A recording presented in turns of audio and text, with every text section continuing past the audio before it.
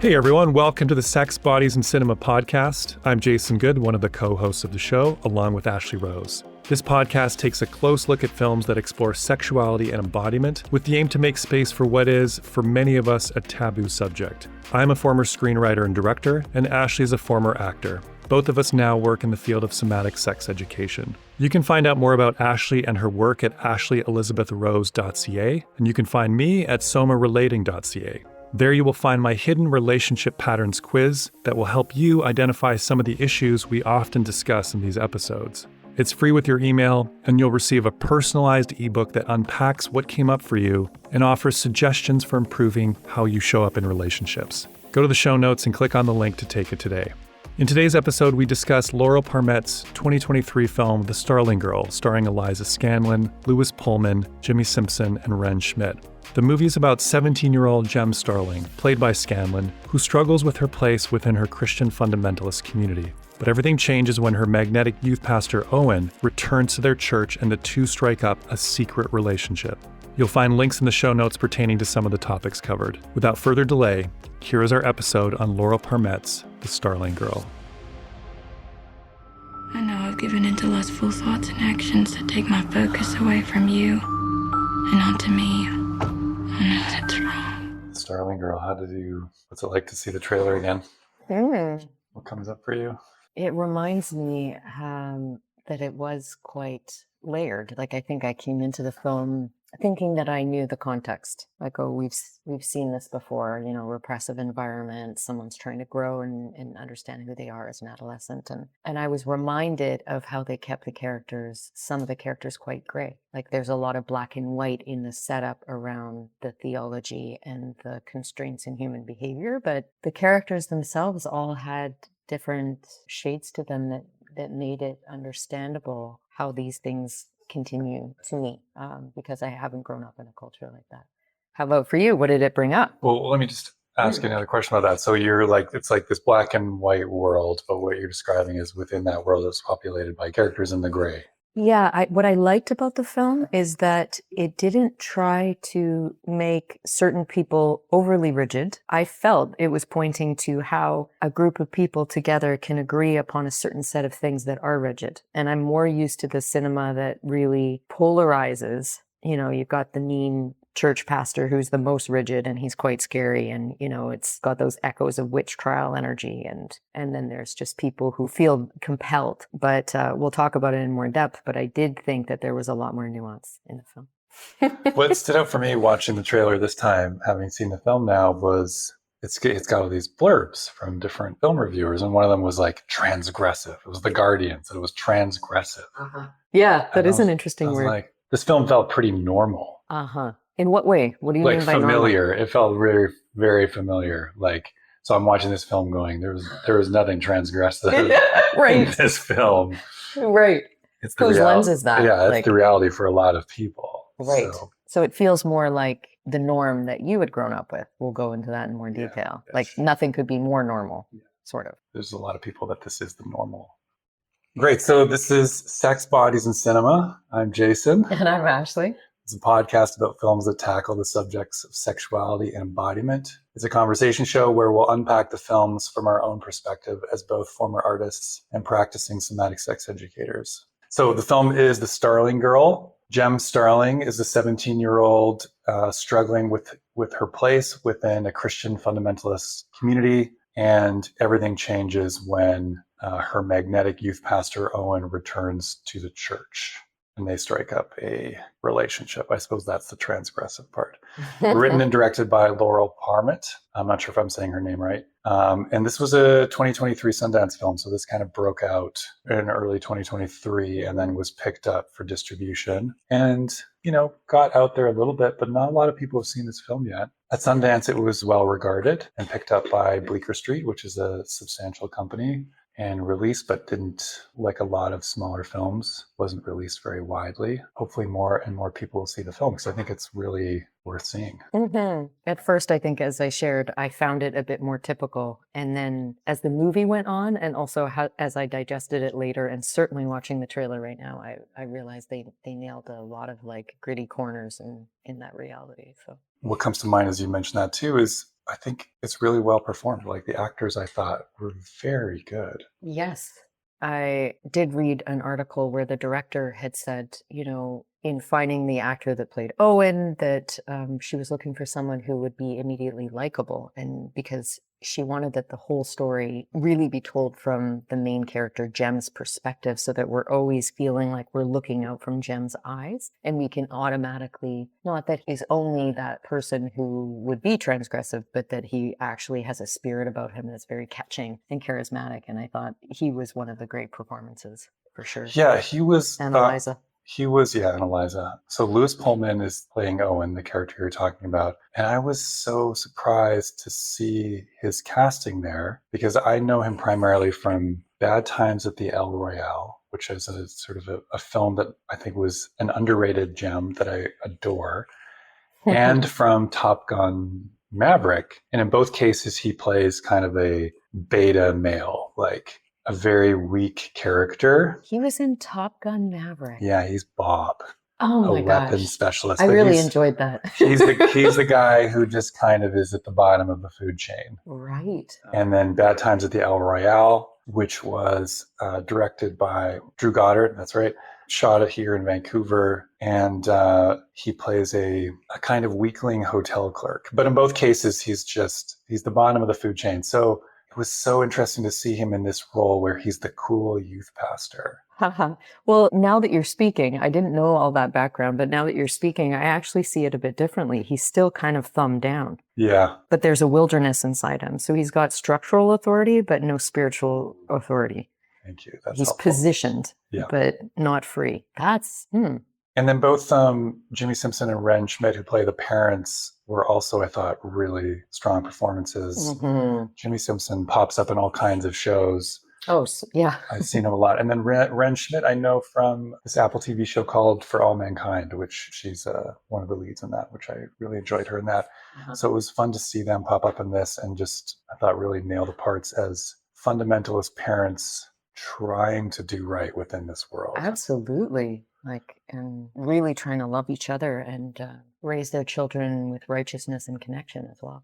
Yeah, so let me summarize the film a little bit more, and then we'll jump into our reaction to it. So as we stated, it's about the Starling family and Jem Starling in particular, the 17-year-old, kind of a coming-of-age story. We get introduced to her as a dancer, like within the church context. So one of the early scenes is she's in a dance troupe and they're performing in a church service, and she gets called out by the pastor's wife for wearing a bra that is visible through her dress. Mm-hmm. And so that her dance, instead of drawing attention to God, was drawing attention to her own sexuality, I suppose. Mm-hmm. And that's a devastating moment for her. That leads her to cry outside of the church. And then in that she sees that Owen, the youth pastor, has returned from Puerto Rico. I think he was doing a quote unquote missions trip there. And so that starts the connection between the two of them. And that connection starts to grow until it leads to a secret affair. He's a married church leader and the pastor's son. Yeah. And she's a minor, high school. They're the church dream couple, first of all, essentially. The pastor's son Owen and his wife, Misty, who are actually not in a great marriage. Not in a great marriage, not feeling connected, yeah. So these sort of awakened sexual feelings within Jem start to get directed towards Owen, and Owen begins to reciprocate until they're having a full-fledged secret affair, which then has its own downstream consequences afterwards. Mm-hmm. Yeah, so what was when you saw the whole film, what was your reaction to it? How did you like it? As I said, it did have that, I've been in this territory before. I was felt very clear to me that there was a purity culture involved. And honestly, part of what went on for me is that how difficult that spiritual task is understanding where we begin or where we end and God begins, or vice versa. Being that we're created, if you subscribe to any kind of spiritual beliefs whatsoever, what is the role of the self in your family, your community, and the world? And then if spirituality is the most important funnel to greatness, what proportion do we allot for ourselves in this life? And what proportion should we remain humble and be thinking about something greater? I think, honestly, it's hard in and of itself to understand, there's so much existential depth in any pursuit of spirituality that I did feel some compassion. I mean, some of the things that they were going towards, I'm like, oh, I kind of get that. Like, we can project on it and say, oh, you shouldn't say that you're being pulled by something that, let's not say the devil, let's soften it and say, oh, but you're being pulled by something. Does that mean you should follow it? I feel that there's worthy things underneath some of these things that become truly oppressive to the human spirit, or that create really complicated social dynamics. So I actually found myself at certain times going like, great question. The pursuit and the social organization around it is frightening, which I find similar to politics, which I find similar to like many other things. But it's interesting, this writer director, a lot of people who do have history in growing up in a religious background of many different lineages feel that the writer director lived that as well. And I thought that was pretty cool because I would have assumed that. Yeah. And so there's something there that was very accurate. And I had a weird experience myself because I do not have that background. I grew up as a spiritually minded person in a secular environment. So it was opposite for me. I had a father very interested in branches of mysticism, but he wasn't a primary influence in my life. He did buy me the Neil Donald Walsh series that came out at the time called Conversations with God, which is considered a channeled text. But what I grew up around was actually a lot of making fun of religion. And I didn't know how to handle that on my heart because it didn't feel like it was honoring the sanctity of life and the fact that I felt there was a spiritual origin to life. Before I could really articulate what I was reaching for, I felt a bit blown around by irreverence in my family with religion. And it didn't totally fit for me. I looked into Buddhism. Anyway, not to go too far into it, but that was kind of an inverted process for me. There's a part of the religious world that was appealing or you respected?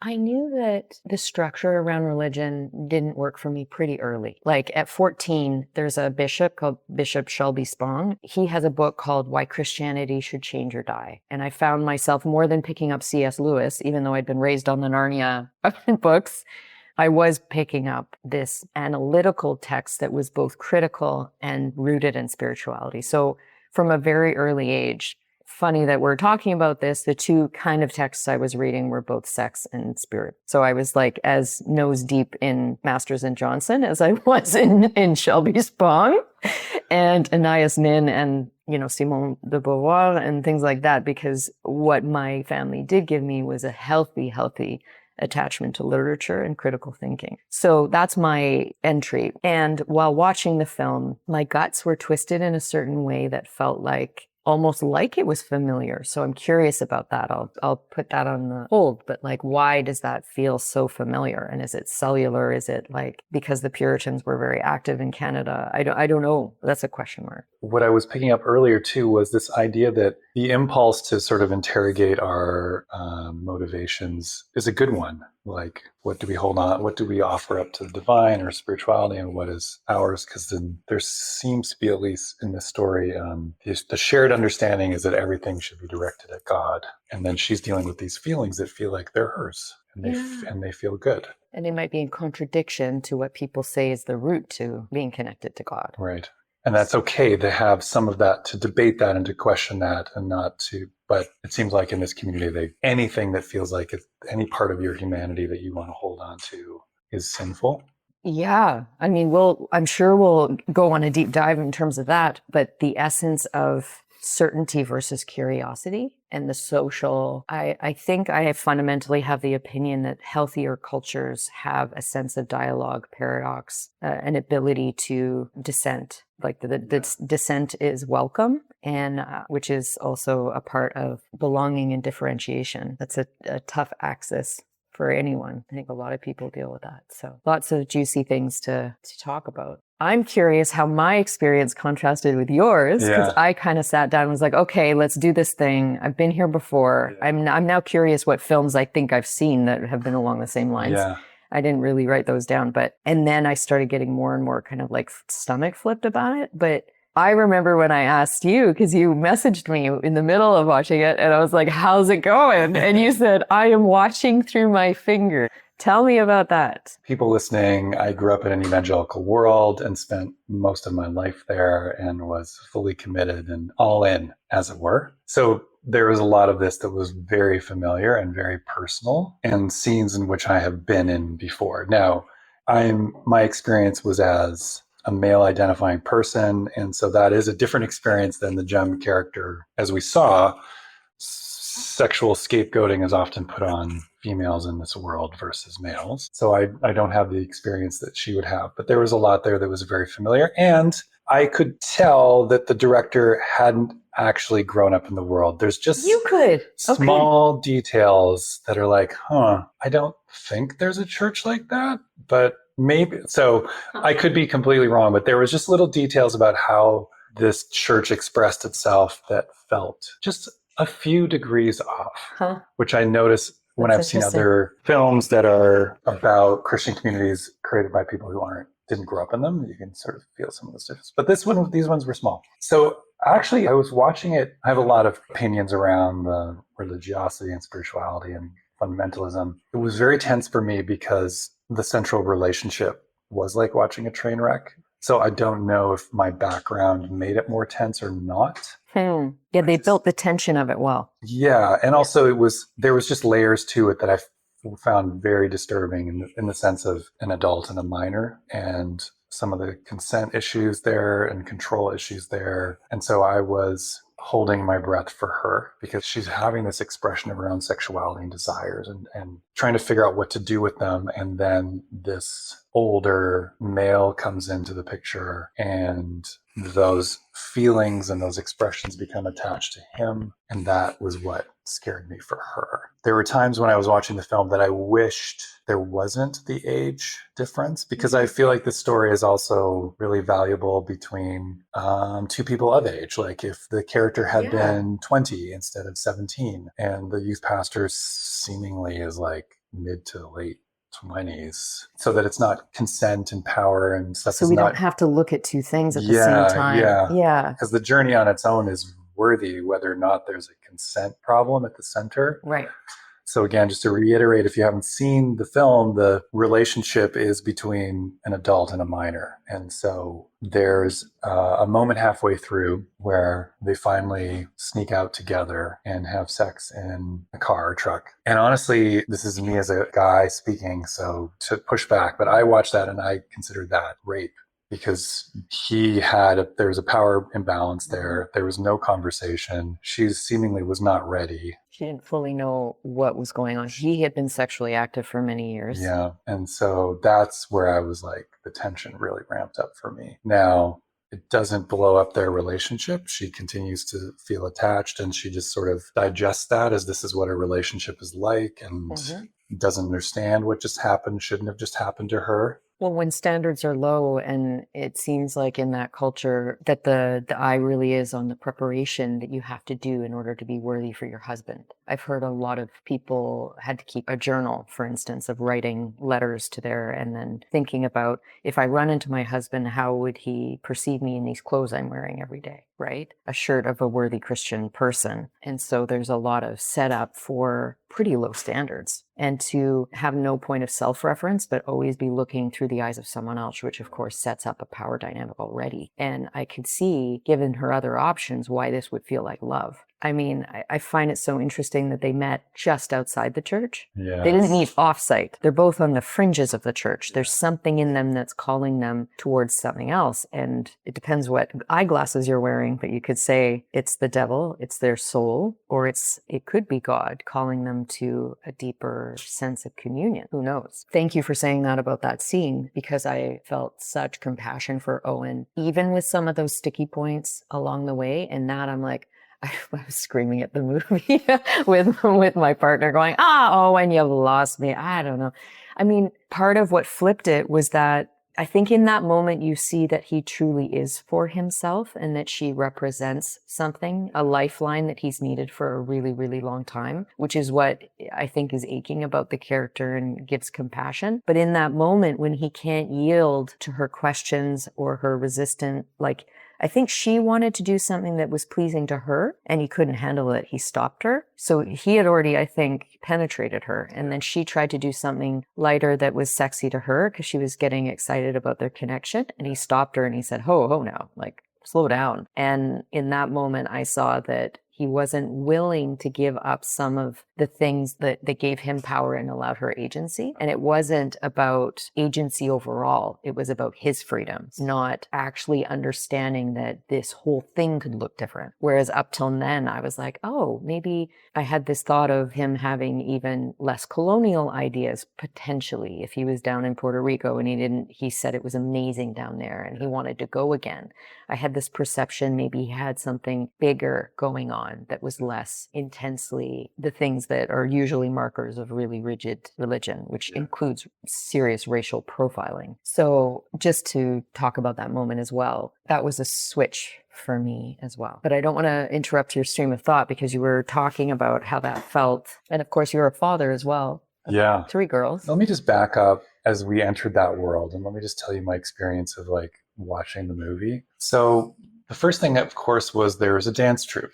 Again, my experience is as a Canadian evangelical, which is different than an American evangelical. At least it was, especially 30, 40 years ago. But even now, for the most part, it doesn't involve as much nationalism. Like you wouldn't have in most churches a Canadian flag like you had the American flag in that church. So there isn't the connection to national identity like there is for American evangelicals. But just having a dance troupe is something that's actually just a little more narrow with the evangelicalism. Like young women dancing in front of an audience in and of itself would just be a bridge too far.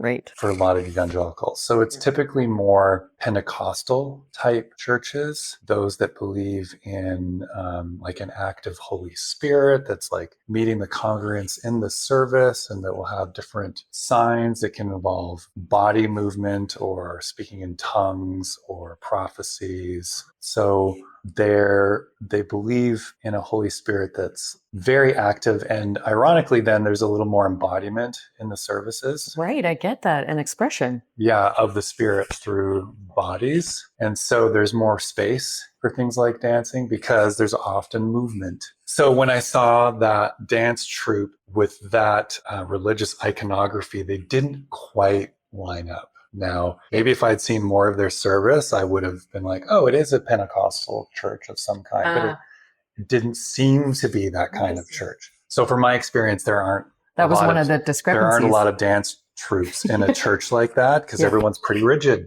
and there's a very little embodiment, if anything at all. And even in that particular church, there was the, I can't remember the term for it, but on the side of the church, there's the list of the hymns that are coming up.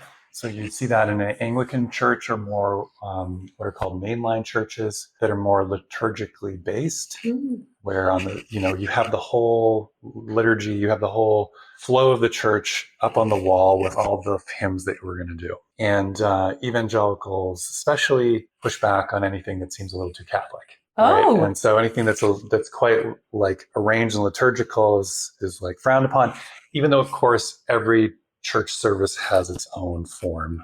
We pretend like it doesn't. So if we're going to put the form of the church, it's usually in a bulletin or a sheet of paper that looks a little too Catholic or Anglican up on the wall. Again, maybe there are churches in the American South that are more like that. I haven't seen a lot up here. So there was just some of those that were just a little bit off. But the scene after the dance where the pastor's wife comes up and points out that her bra is visible. I mean, I've seen and experienced moments like that. Of course, not for myself. For me, that wasn't too different than just living as a girl or a woman. It was actually that it could have been interpreted as positive, that it could be, we're all on this path and it's okay that you stepped out, but we're all here to bring you back in. And obviously that wasn't fully the signal underneath, but that's the selling point of that moment in a church setup like that. But voiced or unvoiced, I felt that was pretty standard for life.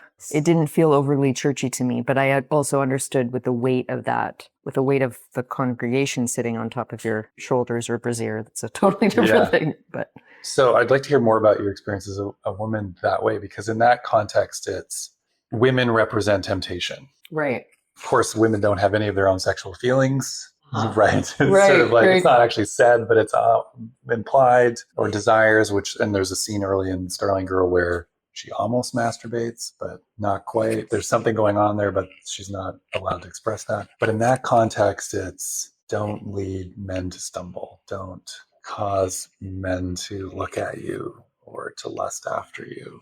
It's that whole signaling of you're just a side piece on the road that men actually walk. So there's a real invalidation of like, by the way, you'll never be the protagonist. You're really just one of the side characters. So make sure that the hero's on his right journey. So I didn't see anything that different inside the church than exists with the normal culture at large, because all the same signaling is there. The thing that made it different was how isolated the community is, the lack of diversity that you'll get in other messaging. This is why people travel, period. I don't want to put that on religion. Like, if you don't get out of your own hometown, you're not going to necessarily know how to interact, know that there's other ways to perceive life, other ways to inhabit a family or your own life or to, your own vocation. You just won't have anything contrasting, which is, I think, the foundation of compassion. And so while the structure of compassion seems to be to meet every Sunday and keep each other in check, I haven't seen that work often, but I think it's a little bit the isolation. And it's also, what I did notice is that the stakes are so much higher. I think I remember talking to you about that. Like, I just feel like everything is on edge and there's so much further to fall. And I don't think it's only isolated to this kind of setup, but I could name many others where it's just, whether it's a really, really tight family system or it does have a spiritual background. I know there's been countless movies about arranged marriages and like the expectation of Indian families. And again, it's all about the configuration of the family and the what for. What are we organized around? Balinese culture, for instance, is very organized around service and community orientedness and families plugging into communities. So there's an overarching thing that is less self-centric already than North America anyway. Yeah, in this world, if your life was under threat, not that you would be harmed, but you could, if you stepped out of the norms or out of the expectations, there was no life.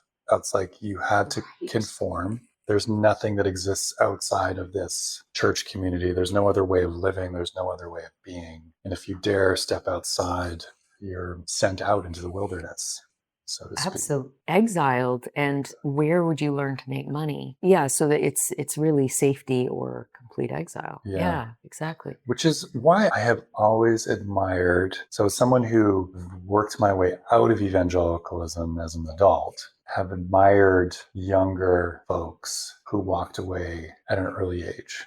Wow. Hey. Right. Like, so what that takes. This character, we don't know what her journey is going to be, but she's taking bold steps away from the expectations of her community by the end. Yeah. And bold steps even away from Owen. Yeah. And that takes so much courage. There's just, you don't know where it's going to end up. You leave safety behind. There's no net to catch you. There's no net to catch you. Which is a beautiful argument for faith. Right. Ironically. Yeah. But speaking of the expectations within the community, you were talking about arranged marriages. That was the one part, the other part here that bumped me, that there was a kind of courting ritual, which looked like something out of, I don't know, a couple hundred years ago, was what my expectation would be. More Little House on the Prairie kind of? Little House on the Prairie. So I don't know of evangelical communities that operate that way. It was almost like an arranged dating relationship. Like, this boy would really like to court you. Is this good for you and the family? It's a great arrangement. And it was mostly driven by the parents. Neither child was interested in each other. I mean, maybe the boy was. Oh, you thought? Okay. A little bit. Okay. He was awkward and shy. That was my impression. I could be wrong there. Yeah. That was unfamiliar. Now, there are movements within evangelicalism, and this was especially true 20 years ago, where, for example, I believe his name was Joshua Harris, wrote this book called I Kissed Dating Goodbye. And it was an argument to consider courting a better approach than just dating people and trying to find the person you love, but actually kind of committing to a process moving towards marriage early on when you meet someone. And there was a way in which I adopted something similar to that myself, marrying quite young. So that was like, Kiss Dating Goodbye was something I largely agreed with as a young adult in that world. So there is some overlap there. The courting was unfamiliar. Again, maybe there's American evangelical churches that still operate that way, but that was surprising for me. But I could understand that pressure to marry early in a smaller community, to not just date a bunch of people. that would be considered like a slut. And that wouldn't be even if you kiss necessarily. Yeah, that's Talk right. About, okay. Yeah. Oh yeah, certainly not having sex at that point. No. Yeah, so that idea of the pressure to just marry that first person, I like the language you're adding here of like these young women not being the hero of the story. So they sort of go along with what the adults and the men in particular are saying. Well, what it sets up girls and women to do is catch the most powerful ride at it. Like hit yourself. So it turns into social organization, and it promotes asocial behavior everywhere, because not only are men and women valued differently, but the women are trying to scramble over each other to make sure that they're not at the bottom. And so another evaluation of a healthy community would be like, or is it promoting asocial behaviors or behaviors that allow you to value others, that other people are truly important and that they're here to do something too, so that you actually want to share a piece of the pie. You're not trying to gobble it all up yourself. I wanted to talk with you about consent with this film. So we talked about the scene where they first had sex, where they did not have consent. But what really struck me watching it this time was raising children in a religious environment and consent. Oof, yeah. I feel that. Yeah. What comes up for you? Yeah, first? I think I saw that in a fresh way from this film, was especially in this, as you were describing, a kind of insular community where you're not encouraged to go outside of it and see other perspectives. From a very young age, this is the way it is. This is the only way. To veer from this way is to go to hell. That story is probably the most powerful story that evangelical churches hold over their congregants. We've figured out the way. There's like 60,000 plus denominations in the Protestant world, and they're all like, this is the way you're supposed to do things. Yeah. And if you veer outside of this, you will be tortured for eternity and outside of God's love. Yeah, that's the pitch. Yeah, sounds pretty cold. And so when you're leaders or adults or parents, who gives a shit about consent? Like, you're trying to save souls, right? So options, you can't give people options. Like, you're giving them options to go to hell. And we love people. So we all have to get them to conform to this. You know what's so interesting, just a tiny sidebar, is I have this written down. Is the pastor a good pastor or not? Because I kind of liked him. I'm like, for that reason. I mean, he was gently saying, by the way, Jem, the devil is working his way through you, and we're just going to make it better. Like, let's send you somewhere to make it better. There was also another manner where it wasn't rigid. And it was like, of course this happens because the devil's just so good. So let's just get you fixed. And you have to work harder now because there's something in you that made way for that. But that's still a weird process of reparation. Yeah. So I see that lens. Yeah, I think you're right. In this world, he was a nice pastor. Right. He didn't freak out. Right. Okay, this has happened. Obviously, you're sinful and the devil is inside you. It really didn't seem like his trigger, which is usually the first signal, right? A sweaty, shaky person being like, you will. Yeah, I cast thee out. Yes, right. Yeah, he was fairly matter-of-fact and calm, given even that his son measured, and you're right. He could have gone the route of, you made even my son fall. Yeah. Well, there seemed to be. Of course, she was more responsible than him, but that's more the patrilineal part of that. Yeah. It wasn't like he was personally ashamed because it was his son and then she had to pay double, which I was surprised there was any space around that. I just didn't get that vibe. So I don't even know, maybe that's another thing that's not realistic, or if there's just many shades in all of these. There are many shades. Yeah. I will say, it still is fascinating to me. Let's call sexual impropriety is always the quote unquote sin that has to be publicly acknowledged. So I've been in churches where the youth pastor had an affair and it had to be announced to the whole church and he had to step down. That was my youth pastor. But that's the only, I'm going to say, sin that receives that kind of public platform. Yes. What's your first guess at? Well, because sexuality in evangelicals, and a lot of religion in general, and I think lots of people have made different theories about why that is, but that's religion and sexuality struggle to meet in a lot of cases, and especially in evangelicalism. It occurs to me that sexuality has such power to it that it needs a theater, it necessitates a theater to stage those things, because it is very compelling. And I have this whole theory that sexuality is one part of divinity that humans can access. And that's why it's so mismanaged. because it's so mercurial and it is so powerful. And I'm curious whether you just need a public thing to really, really, dampen it, really pin it down. It certainly is a threat. For me, where my mind goes with evangelicals is it's especially one of those parts of ourselves that no matter what you do, you can't quite stamp out completely. Like our erotic energy, nature is there. Absolutely. I mean, that's what's so interesting. Like the frame I always think of for Starling Girl is her with a popsicle in her mouth playing with her hands in the sun. And it does become like, again, this journey towards disembodiment, not even being able to join nature, which goes back to that opening moment where Owen comes back from Puerto Rico and everyone's lying on the ground. I'm sure that's one of the key pieces of the film, I would say, is that in honoring nature, in honoring the ground at all, in asking these young people to even feel their body at all, is the moment of connection between them that really sparks something where she values it and everyone else says he's crazy. But there is no distinction in my worldview between honoring the earth and honoring our bodies. And it's that rejection of that animalism and our part within nature that has us dominating it and has us dominating each other and not listening to not being able to manage the impulses that come through our body or loving our awareness or that sensuality. So her in the sun, enjoying this sweet thing that's melting all over her face. And, there's just so much there. You're right. That scene where he gets them to lie down, that would not have been well received in most evangelical churches. Right. Right. Like yoga is demonic. Yeah. Right. Yoga. Yes. I'm sure that has shifted in the last 10 years, and especially probably in Canadian evangelicalism. But yeah, anything like that is dangerous. Well, along this consent conversation that you brought up, can you tell me a few places in the movie that for you really brought up either something familiar or a real consent issue? We've already talked about Owen in the car. Yeah, thanks for bringing that back in, because I was just, again, feeling when a children is born into a Christian community like that, they never get a choice whether or not they want to adhere to the doctrines, the way of living that is presented to them. And so I understand especially when children are very young, as a parent myself, you have to take responsibility for their life. That's your job. Yeah. You have your own domain, they have their domain, but you're responsible for their domain. And so you're making choices for them. Now, I think good parenting is you make as few choices as you can each step of the way. Now, when they're a baby, that means all of them. But when they're a teenager, that means less. Right. And as they get older, it's less. And you put more into their domain and you get so that they're making choices. And it's my parenting philosophy is a minimum effective dose.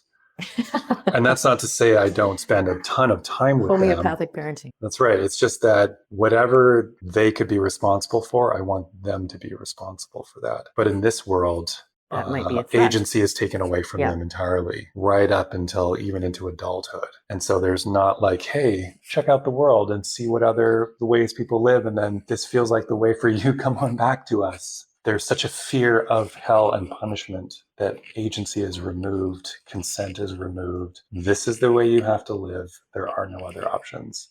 Right. And it comes back to not being able to ask a question either, because questions create space around things and doubt. And it's just such a clever setup in a lot of ways. I think the psychology of groups is fascinating. And it reminds me of how people rally around their leader in times of war. It's not that they like him better, this person better. I'm saying him because there's so few, but like the psychology of if you make the threat outside, all the people start to vacuum seal into one another. And if someone's willing to lead within that, the power that they have is amazing, as long as they're shown a way forward. And of course, there's been enough privilege in North America. I think that's part of how things have unthreaded, is that the survival, the nature of like pioneering or world wars, or there's been enough relaxation just lately in North America en masse. I think that's part of why religion, like secularism, is becoming more popular, especially with, personal growth and self-help stuff just becoming so big, because without other things that necessitate togetherness, again, people are losing their motivation. That's a huge part of consent. You don't have to ask as much. That's why in military formations, like in military culture, it's danger. You're to be subordinate. There's a commander at the top that knows better. and you better fall in line or you're going to get killed.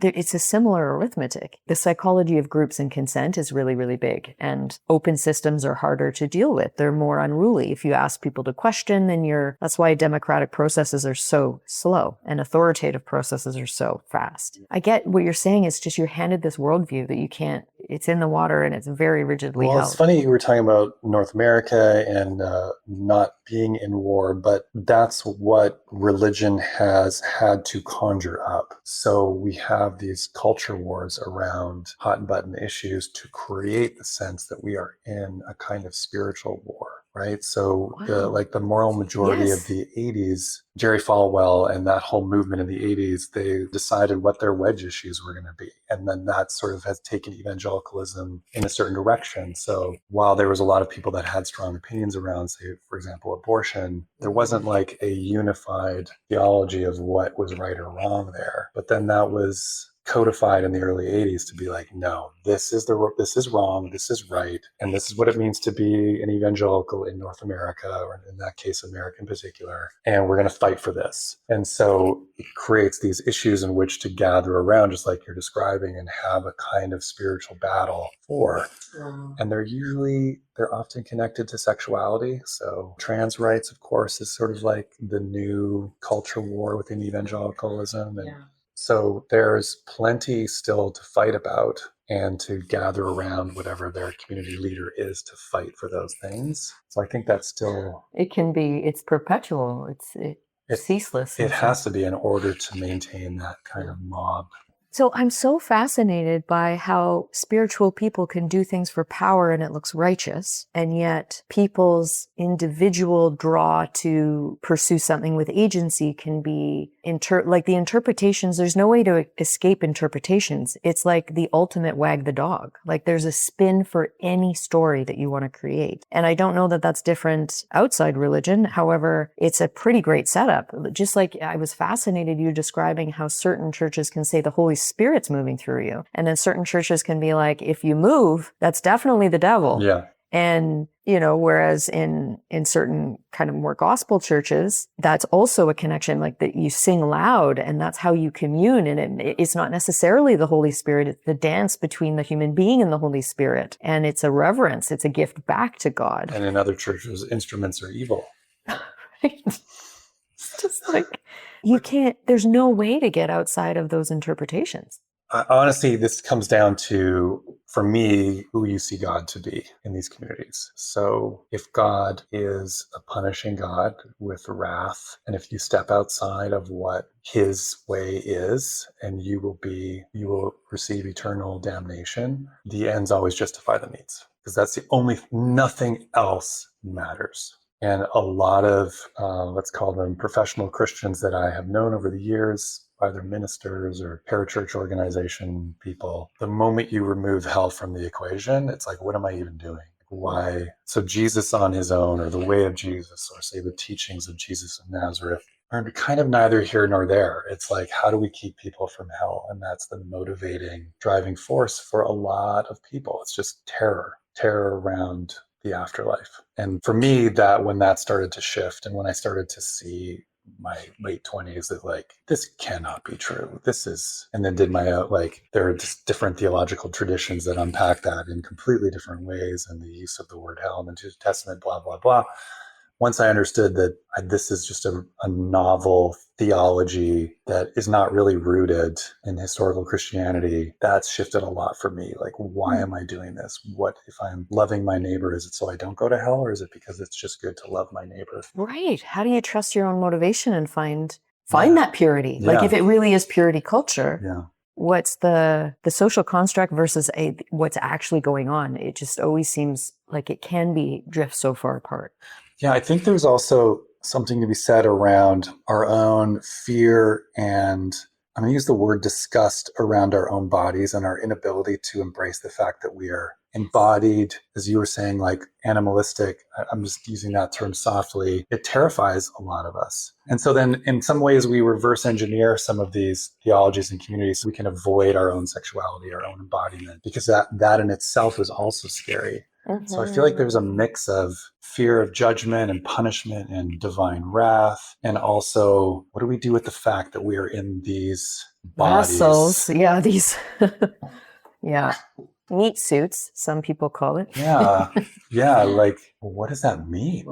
That we are flesh and blood, that we didn't have a choice. We were sort of born into this body and we have these bodies. Okay, I would love to talk about that. So there's certain times within the film, the moment with the gum. Can we just talk about the moment with the gum? That's one of the first times where what I notice about films or cultures or, groups that are really sensually accepting is fluids are more a part of things. Body hair, like it just is exactly what you're talking about. And that moment where she's chewing the gum and she's done with it and he said, put it in my hand. I mean, how hot would that be?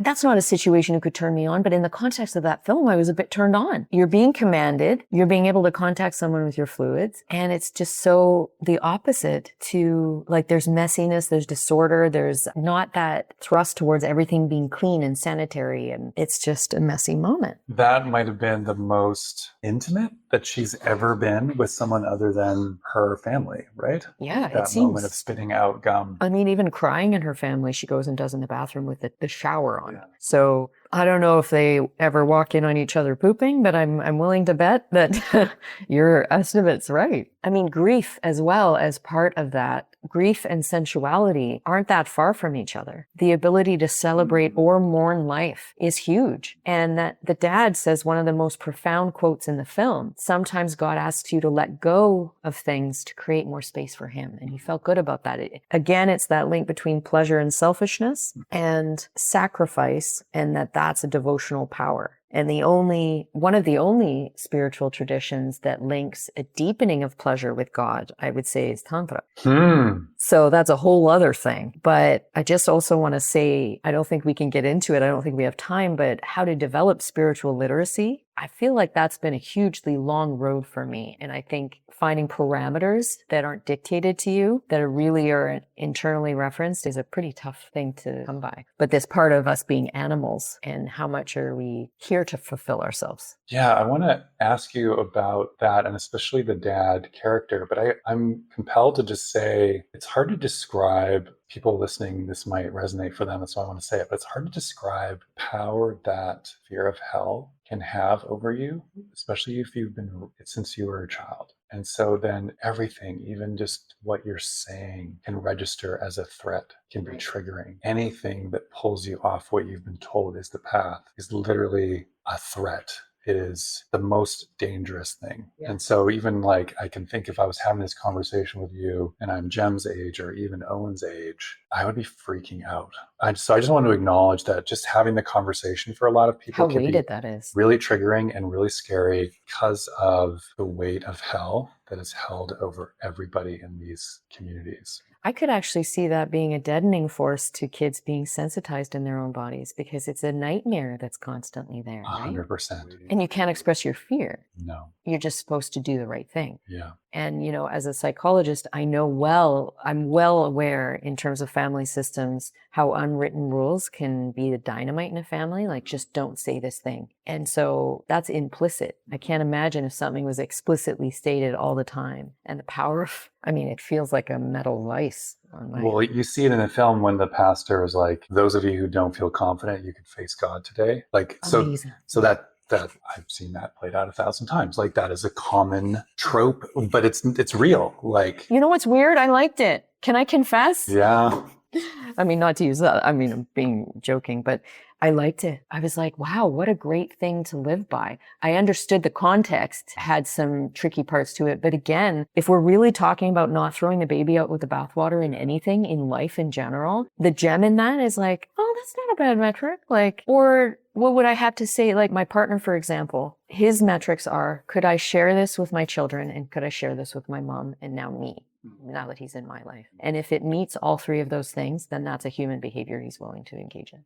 So when you're experiencing that scene as the pastor stands up and calls on people to repent and to come forward if they don't feel confident they can meet God, and the scene is about Jem because she has at that point met with Owen. They're having this affair. Oh, is that when it gets said? Yeah, and she, of course, puts her hand up that she's fine and feels confident, but she knows she's lying. Or when you're in that scene, though, he doesn't mention hell. But so are you thinking about it? Because the subtext of that message is, are you confident you won't go to hell? See, and that's how I can tell I wasn't raised in that environment. That's right. So that's you don't, the distinction you're talking that's about. right. If you're just watching that scene and it's like, yeah, we should have some self-reflection and how are we I'm thinking of my loving relationship with God and wanting to be ethically accountable to something higher. Right.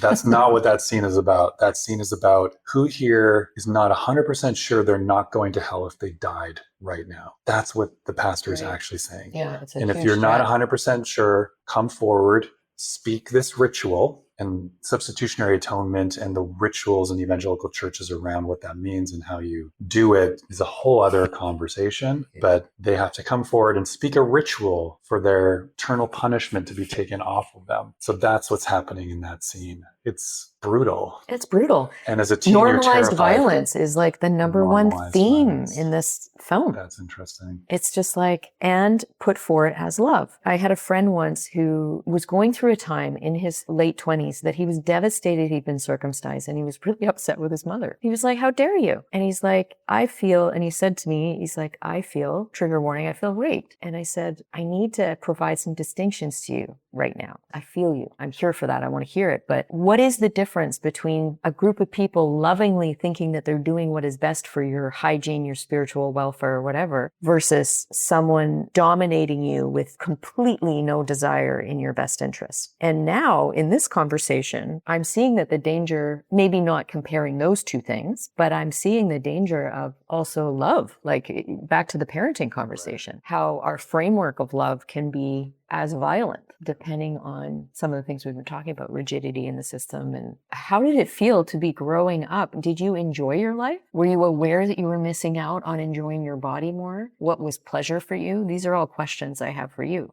Yeah, I mean, this is the only world you're given and the only worldview you're given, and anything outside of that is wrong. And so you just have to, or someone like me finds a way to make it work and make it make sense. I know that there's... You leaned in. I leaned in hard. I was the good evangelical boy, teenager, young man, trying to do right by this world that was given me. And you justify it and you make sense of it in your own way. And then, questions persist. And impulses? For sure, impulses, yeah. But the questions were like, they stayed with me, and I went to theological grad school because I had big questions and I wanted some of these questions answered. And that was a helpful process for me. But yeah, I didn't know what I was missing out, because you look at that and you're told that that's all bad. Right. So how could you be missing out? Yeah. And I will say, like, your upbringing sounds pretty unique. But as I look around at a lot of my kids' peers where there's no framework, like there's no cohesive worldview that they're given, if that makes sense. That can be very damaging. And they're living a little more chaotic lives. And whereas, my kids were offered certainly a gentler theology, they never grew up with the idea of hell. But we did go to church and introduce them to the way of Jesus, which I think is still a really valuable theology narrative to live out of. They did have a framework around them of like, this is the world we're going to live as a family. There's certain elements that we think are good and certain things that we think are not helpful for you. And, they've all largely moved away from the church in different ways, which is totally fine for me, as have I. But a lot of the time, the other kids their age that they most connect with are other kids who did grow up in some kind of religious community, because they have a sense of boundaries.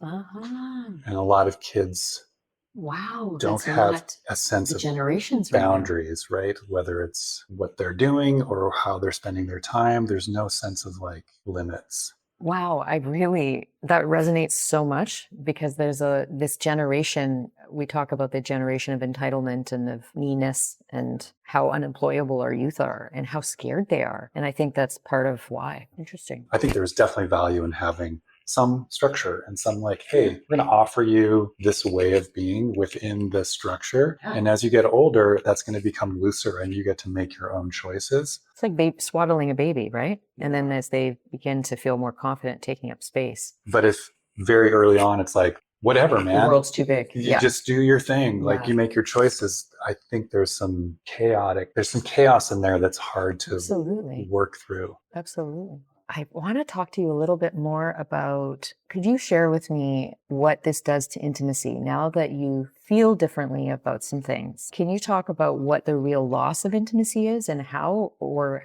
the gains? I'm glad you brought that question up. So you grew up in this world where sexuality is repressed, suppressed. Like you can't touch it. You can't masturbate. Like that puts you under the threat of hell. Well, yeah, that's that quality of even when you're alone, That's there's right. no private behaviors. That's right.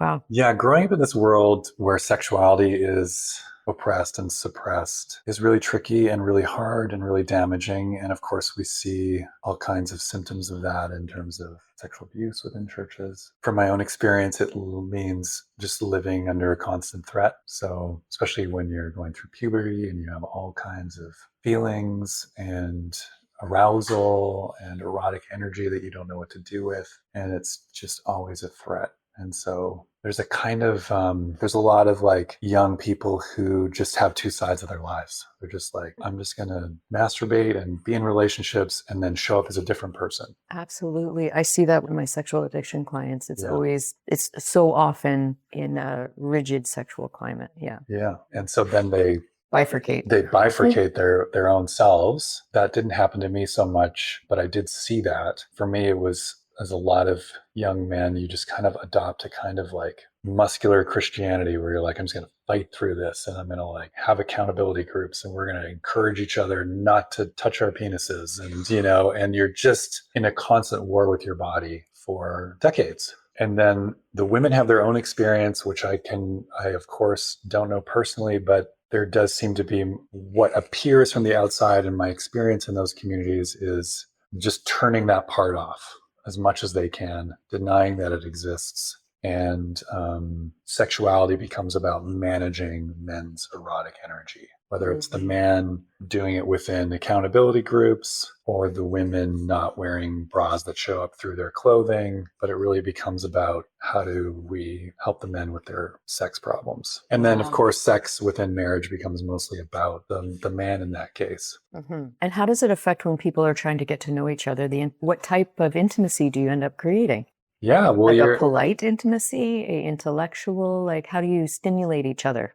Right? Like I'm using that word very on purpose. Well, there's right? just a lot of guilt and shame where you're kind of like, you're getting close to somebody and the energy rises and then you may cross a line and then you feel guilt and shame about it. So you back way off. And then you might create some rules within that relationship so you don't go too far and you stay within those, but then that energy builds up again and you go a little too far. And it's this kind of like pendulum swing. I've met a lot of people who would like do a lot of heavy petting and be like, as long as the penetration didn't happen, I'm still check mark, right? Or like a lot of, I don't feel it strange, of course, because of what we do, but what would be considered kind of bizarre sexual rituals together just to kind of sidestep a few key elements. And I don't find it funny except for the humanity in it. And then I'm like, wow. And also stories of people doing that for years. And then suddenly one night having a glass of wine or just caving, and how awful that feels. Yeah. So you begin to, however you're managing that, and we've listed a few different ways, there's just mostly guilt and shame associated with sex and sexuality. And you're told that once you're married, everything's good. But for most people, that isn't the case. You bring all of that baggage. You can't just sort of suddenly turn it on and not feel the guilt and shame that you've so, incorporated, digested into your body. It just remains there. Wow. And, I've heard of a lot of different constructs in many countries, but I've dealt with it, a few people within Canada, in religious sects where actually, and there's many things that are problematic about this, so I don't want to put this all at religion's doorstep, but that actually sexually servicing the men with authority in the community was considered an act of God. So again, back to that, like, it's crazy. You can pick anything that you want to feel or do. And actually, the ethics are just truly to back up power. So I've also heard of a lot of sexual paradigms that actually aren't asexual, but that are organized. I've never heard of women benefiting, but who's to say? I don't know. It's the access to different cultures. And obviously there are female perpetrators as well. So, but I do find that fascinating that there is a pride or like the idea of being purified by a virgin, things like virgin girl. Maybe that's too far afield, but I haven't experienced that personally. Right. I know of sex, SECTS that are like that. I've never seen that firsthand. Right. But what that does to pleasure. And I think, again, Tantra is the only modality that I've seen that says pleasure can be for God, bring you closer to God, bring you closer to your awareness of God within you, which is a whole other, it's the inverse. Yeah, thinking of the people who might be listening to this, who've experienced this or are experiencing it, perhaps we could share some suggestions if their desire is to move away from that point of view. Okay. Yeah. I wanted to just name, first of all, like if you are living under the threat of hell, it is very difficult to shift much. And I just want to acknowledge that. I don't think people necessarily understand that, especially on the outside looking in. And so there are plenty of wonderful, thoughtful, robust theologians who have tackled this doctrine of hell, how destructive it is. And I would fall into that camp of that it's just a terrible misreading of the Bible, especially the words of Jesus, and a terrible misreading and translating of the word Gehenna. And that's another, people who are listening to this might understand what I'm referring to. And there are plenty of authors out there who have tackled that. And if people who listen to this like movies, there was a documentary a number of years ago called Hellbound with a question mark by a Vancouver filmmaker named Kevin Miller, where, in however long his film is, 90 minutes, 2 hours, gives a brief primer on this subject and some of the voices that are counter to the prevalent evangelical point of view. So there are some resources just to start shifting, because I can understand how hard it is to shift much when you're always under the threat of hell. But then from your experience working with clients who've come out of this world, what have you found has helped them shift away from guilt and shame towards pleasure? Well, often it is about coming into more of an allyship with the body. So becoming more accepting of natural body processes, whether that's menstruation, and not thinking that it's a release of dirt. Actually, many people think that it's a cleanse of some kind, like that we detox that way. And it's a sloughing off for sure, but it's not like a bunch of heavy metals or like things are being extracted that way. When you go to the bathroom, notice what comes up for you. Start breathing into your buttocks, start breathing into your solar plexus, like these areas where we tend to hold. So that common places are just either sphincters, like we have a sphincter at our throat, so there can be a lot of different holdings whenever anything can contract. And then of course the solar plexus and all our abdominals can also really grip. And then we have sphincters in female genitals as well. So all these different places, start inhabiting them differently, start breathing into them, start welcoming. Sometimes there's visualizations of welcoming sunshine or yellow light or warmth for sure. Sometimes warm water helps, in the bath. So from your experience, people who have come out of these communities, they're holding a lot, they're tightening a lot, they're tightening their body. There's a lot of contraction because of that navigating threat all the time. Yeah. Our bodies do not understand the difference between being chased by a Bengal tiger or having a social threat. We're not rewired enough with that yet in our evolution. And so if you feel like you could be doing something wrong, the stakes are high and there's nowhere to go. So that's the setup for trauma, right? Hopelessness, no resources, and it's life or death stakes. Those are some aspects of like relational circumstantial trauma. So the setup is that the body will take over some of the solution for that. Oh, we must have to live in this way, therefore. So the idea is to support the body, give it outlets, come into a different relationship with it. And often the easiest ways to do that is through like breath, visualization. And it might seem like a silly building block, but it scales all the way up to one of the things I wrote down when I was watching the film is like, isn't this how kink starts to happen, right?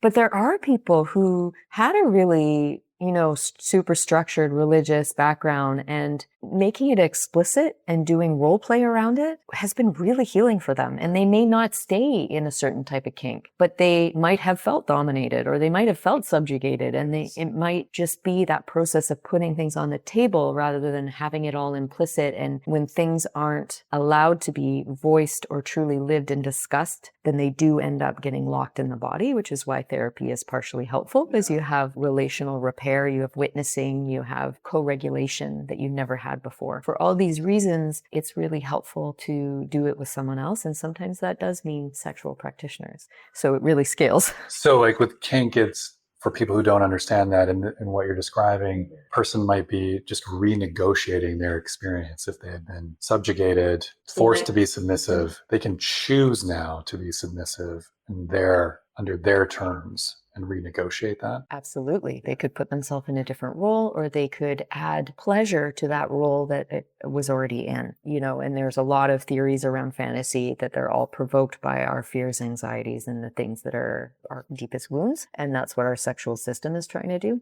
And so, it can be really helpful for people later on. I want to also just flag that for some people, even starting to try to loosen the parts in their body that have been holding, your body can interpret as threat. And you may need somebody, a practitioner or a friend, to lend you their nervous system so that your body can understand that you're not under threat. Where a somatic practitioner of some kind can help you regulate. Because even just starting to shift, your body may feel that as a deep threat.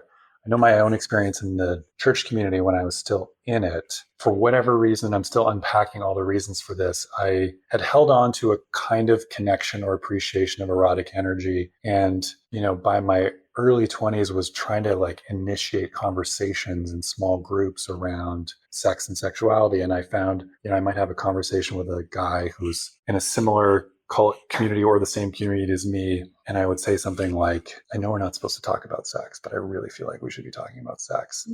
And I could see their body. Sometimes it would tense at first. And then when they realized I was genuine and wanted to just meet them there, they would melt. Wow. And a lot of people just need permission to ask questions, to learn more about themselves, to understand some of the things you've been saying, and just finding a friend or practitioner who can just give permission can be really powerful. And I know a lot of the time when I'm working with men, they have so much tension and holding around and guilt and shame around their sexuality. For them just to be able to speak about their experience and see that I'm not triggered by it can be quite a lot. That can in itself be very healing. I can see that, yeah. To just be in the presence of someone who's not going to freak out. A lot of therapists can hold this space, but a lot of them also aren't trained in this and can get triggered themselves. So finding the right practitioner who feels very comfortable in this world can be really healing.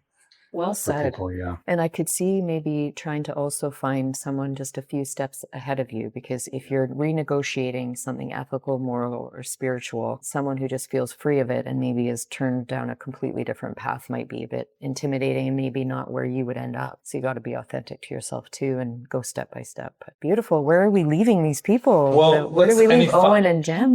Final. We'll just touch in on the movie again. I wanted to talk about the dad just briefly. Okay. Yeah. I thought he was, I'm trying to remember. He's very important, yeah. Paul Starling, who hadn't grown up inside the church, but had grown up, let's call it a more secular environment, it seemed, had given that up, but some of that still lived within him. And he was this really interesting counterpoint as someone who had willingly entered into this community. Felt saved by it. Yeah. Perhaps also suppressed parts of himself. And those parts occasionally come to the surface. And there's parts of his old world that he really misses.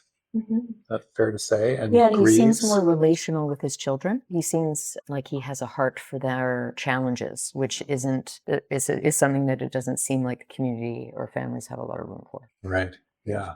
I guess because he was outside of the community. He has again, contrast, right? Yeah. There's another point of reference that he's lived. Yeah, that's right. That's right. But then he goes through a loss and the grief comes really to the surface and he begins to drink secretly in his garage and listen to his old music. Yeah. So that's how we start to know him differently. Yeah. Music. I was someone who grew up with evangelical rock music. Right. Everything else was of the devil. Right. Can So you remember- can rock for Jesus, but Absolutely, not rock for Jesus. I remember even like a band that has a lot of religious themes, like U2, was like, that was off limits. And I can remember in grade 11 or 12, it must have been 11 maybe, rediscovering U2 and like holding like, I think it was their Actune Baby album. And I was like, is this okay to listen to? This is, and discovering some of that culture outside of my own culture. It's a whole world out there. Yeah. And I can remember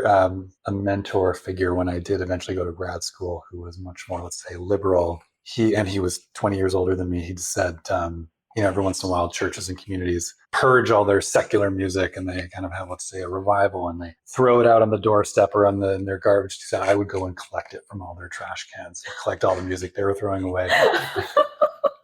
And he was a really great example of someone at that time for me who could walk in both worlds really well. Very cool. But yeah, Paul Starling was an interesting contrast.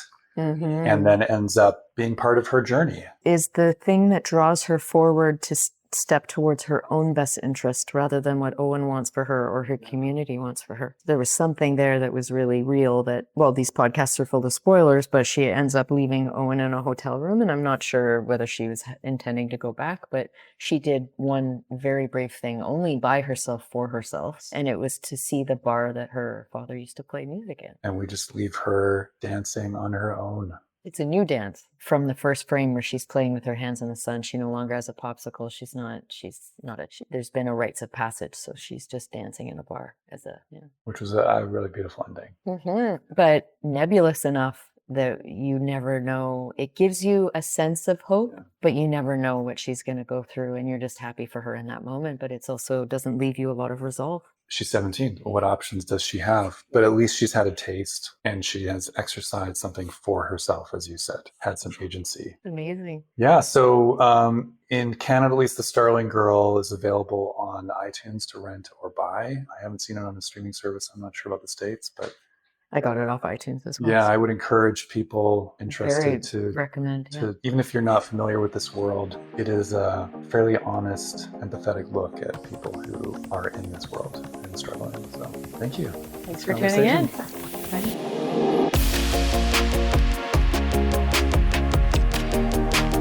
Thank you for listening to this episode. Please remember to rate, review, and follow, and please share the podcast to anyone you think would enjoy it. Remember to click the link in the show notes to take my Hidden Relationship Patterns quiz to receive your personalized ebook to start improving your relationships today. And reach out if you need support. Thanks for listening. See you next time.